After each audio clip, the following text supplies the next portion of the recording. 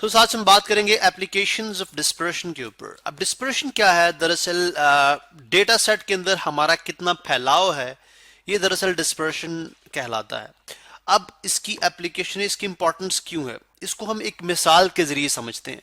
फर्ज करें हमारे पास दो कंपनीज हैं, ठीक है। कंपनी ए है और कंपनी बी है, जिनका प्रॉफिट है लेट्स सपोज मिलियंस में, ठीक है। मिलियंस की बात हम करते हैं, इनका प्रॉफिट गिवन है इन मिलियंस, चलें यूं कर लें, इन मिलियंस, इन मिलियंस। इसका भी जो है वो इन मिलियंस है प्रॉफिट, ठीक है। अब इसका प्रॉफिट यूं है जी कि 2012 में, 2013 में, 2014 में एंड 2015 में, फोर ईयर्स के लिए। इसी तरह इसका भी जो है प्रॉफिट यूं ही गिवन है 2012, 2013, 2014 एंड 2015। प्रॉफिट कुछ यूं है 20 मिलियन इन 2012, उसके बाद 2013 में 30 मिलियन, उसके बाद -10 मिलियन नेगेटिव मीन के लॉस हो गया, ठीक है। उसके बाद 40 मिलियंस यहाँ पे ये डेटा सेट गिवन हमारे पास। इस तरह जो कंपनी बी है, यहाँ पे मैं एक लाइन लगा देता हूँ ताकि वो डिफरेंस हमारे पास मेंटेन पे। चलें जी, कंपनी बी जो हमारे पास उसके लिए 19 मिलियन, ठीक है। उसके बाद 20 मिलियन, 21 मिलियन और 20 मिलियन। अब देखिए, मुझे इन्वेस्टमेंट करनी है, मैं इन्वेस्टमेंट करना चाह रहा हूं कंपनी ए या कंपनी बी के अंदर। मेरे पास कुछ पैसे हैं, मैं उस पैसे को लगाना चाह रहा हूं बिजनेस के अंदर। तो जाहिर है मैं कंपनी को देखूंगा कौन सी कंपनी अच्छा परफॉर्म करी है, किसकी परफॉर्मेंस अच्छी है। अब मुझे इस कंपनी की एवरेज बताई जाती है जी, average income for the last 4 years, ठीक है। एवरेज इनकम, एवरेज इनकम या एवरेज प्रॉफिट क्या है, हम प्रॉफिट की बात करें तो average profit, average profit for 4 months, for last 4 years, sorry, for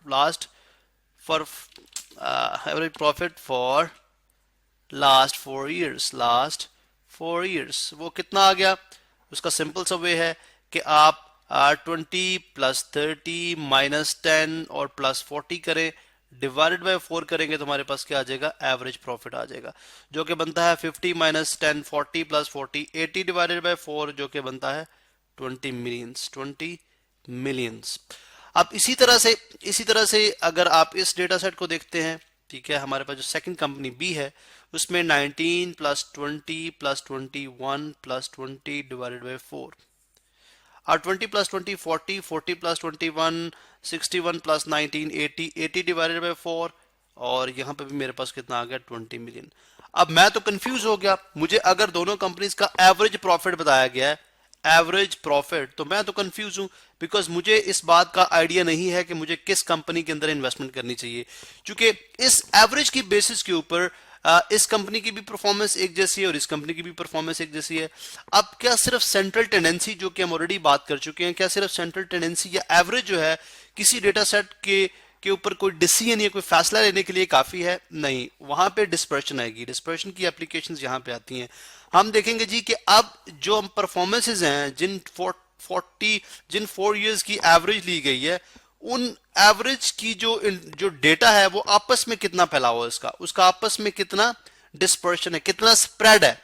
अब उस चीज को फाइंड आउट करने के लिए हमारे पास बहुत सारी टेक्निक्स हैं। जैसे हम देखते हैं जी कि हमारे पास क्या है, सिंपल अगर हम बात करें रेंज, ठीक है। इसी तरह हमारे पास जो है वो वेरिएंस भी है, ठीक है। रेंज है, वेरिएंस है, हमारे पास स्टैंडर्ड डिविएशन है, ठीक है, जिन पे हम वन बाय वन डिटेल में बात करेंगे। यहाँ पे जस्ट हम थोड़ा सा हवाला देंगे किस तरह से हम चीज़ों को, यानी एप्लीकेशंस इसकी किस तरह से हमें हेल्प आउट करेंगे इस तरह के डिसीजंस लेने में। बहुत बड़े बड़े डिसीजंस में जो हम डिस्पर्शन का यूज़ है, मेडिकल फील्ड के अंदर, हर फील्ड के अंदर आपको ये नजर आएगी। स्टैंडर्डाइजेशन में लिख दिया है स्टैंडर्ड डिविएशन, ठीक है। इसके अलावा अगर डेटा सेट बहुत बड़ा हो या डेटा हमारे पास बड़ा हो, फिर हम इंटर क्वार्ट यानी क्वार्टाइल्स यूज कर लेते हैं, फिर हम डेसाइल्स यूज कर लेते हैं, जो है वो परसेंटाइल्स यूज करते हैं, जिनकी बात हम ऑलरेडी कर चुके हैं। अब देखते हैं जी रेंज, फॉर एग्जांपल रेंज की बात करें, रेंज क्या है? रेंज हम देखेंगे इस डेटा सेट में फर्स्ट जो रीडिंग है, जैसे फॉर एग्जांपल अगर मैं बात करता हूं 40 मिलियन, जो सबसे बड़ी इसमें वैल्यू है वो क्या है? 40 मिलियन। बड़ी वैल्यू का सबसे छोटी वैल्यू जो कि क्या है? -10, जो कि क्या है? -10। -10 से कितना स्प्रेड है, तो यानी कितना फासला है, तो 40 माइनस इंटू माइनस प्लस 10 ये बनता है 40 प्लस 10 50, तो 50 मिलियन का स्प्रेड है, 50 मिलियन का स्प्रेड है। यानी आप समझे कि सबसे ज्यादा प्रॉफिट जो इस कंपनी ने कमाया और कम से कम जो प्रॉफिट इसने कमाया है ये लॉस हो गया यहाँ पे नेगेटिव में, तो उन दोनों के दरमियान गैप कितना है, यहाँ पे कितना आता है 50 मिलियन। दिस इज कॉल्ड, इसको हम क्या बोलते हैं, रेंज, इसको हम क्या बोलते हैं, रेंज। इस डेटा सेट की रेंज जो है 50 मिलियन है, जबकि इस डेटा सेट की रेंज अगर आप देखें तो स्मॉलेस्ट वैल्यू है 19 और बिगेस्ट वैल्यू है 20, तो इसके लिए रेंज क्या आ रही है, जस्ट 2 मिलियन। यानी 21 मिलियन करेंगे माइनस करेंगे 19 मिलियन, तो हमारे पास कितना आ जाएगा, जस्ट 2 मिलियंस। अब यहाँ पे इस डेटा सेट को देखें और इस डेटा सेट को देखें, तो यानी इस जो है हमारे पास डिस्पर्शन, ये एक डिस्पर्शन है 50 मिलियन, इसका मतलब है कि यहाँ पे हमारे पास रिस्क बहुत ज्यादा है, रिस्क बहुत ज्यादा है। यहाँ पे हमारे पास रिस्क जो है कंपैरेटिवली कम है, रिस्क क्या है, कम है। क्योंकि यहाँ पे इसका मतलब है अगर 2 मिलियन का फर्क आ रहा है तो आपकी 2012, 2013, 2014 और 2015 के अंदर जो प्रॉफिट है वो आपस में यानी इस एवरेज के बड़ा क्लोज है। अब वो कैसे कैलकुलेट किया जा सकता है, उसके लिए हमारे पास रेंज से बेहतर जो है वो एवरेजेस, रेंज से बेहतर हमारे पास डिस्पर्शंस मौजूद हैं, जिसमें variance is one of the thing. Variance के अंदर क्या करते हैं हम, फॉर एग्जाम्पल अगर हम वेरिएंस की बात कर लें तो हम ये देखेंगे कि एवरेज से ये सारा डेटा कितने स्प्रेड पे है, एवरेज से ये डेटा कितना फैला हुआ है। फॉर एग्जाम्पल मैं यूं बात करता हूं जी कि अगर यहां पे मेरे पास एवरेज कितनी आई 20 मिलियंस, तो अगर हम यूं करते हैं कि मैं स्प्रेड फाइंड आउट कर लेता हूं तमाम का 20 माइनस 20, सबसे पहले अगर आप देखें तो 20 माइनस 20, इसका मैं क्या करूंगा, स्क्वायर, प्लस 30 माइनस 20, 30 माइनस 20 इसका स्क्वायर, प्लस -10 माइनस 20, -10 माइनस 20 इसका स्क्वायर, और प्लस 40 माइनस 20, 40 माइनस 20 इसका स्क्वायर।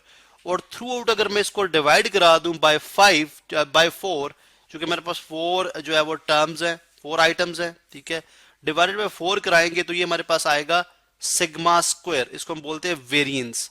सिंपल, यानी इसको हम डिटेल में देखेंगे for group data, for ungroup data, लेकिन यहाँ पे जस्ट मैं आपको बता रहा हूँ कि एक पर्टिकुलर सिचुएशन में रेंज हमें किस तरह से डिस्पर्शन हमें किस तरह से हेल्प करती है डिसीजन मेकिंग के अंदर, मुख्तलिफ बिजनेसेस के अंदर। अभी तो 0 आ गया, अब 10 माइनस 20, 30 माइनस 10, 20, 10 आ गया, 10 का स्क्वायर 100, ठीक है, और इस तरह से -10 माइनस 20 माइनस 30 और माइनस 30 का स्क्वायर 900, और इसी तरह 40 माइनस 20, 20 का स्क्वायर 400। अगर आप इन सबको ऐड करें एंड डिवाइडेड बाय 4 करें तो हमारे पास क्या आ जाएगा, वेरिएंस के लिए एक वैल्यू आएगी, यानी 100 प्लस 900 और plus 400, 400 is equal to 14, divided by 4 करेंगे तो हमारे पास क्या आती है वैल्यू, 350, 350। यहाँ पे इसके लिए सिग्मा स्क्वायर आ गया 350। हम इसको कंटिन्यू करते हैं नेक्स्ट लेक्चर के अंदर और देखते हैं कि किस तरह से हमारे पास ये दूसरी जो सेकंड डेटा है उसका जो है वेरिएंस क्या आएगा और फिर स्टैंडर्ड डिविएशन की वैल्यू क्या होगी और किस तरह से वो वैल्यूज हमें बताएंगी कि हमें किस कंपनी के अंदर इन्वेस्टमेंट करनी चाहिए।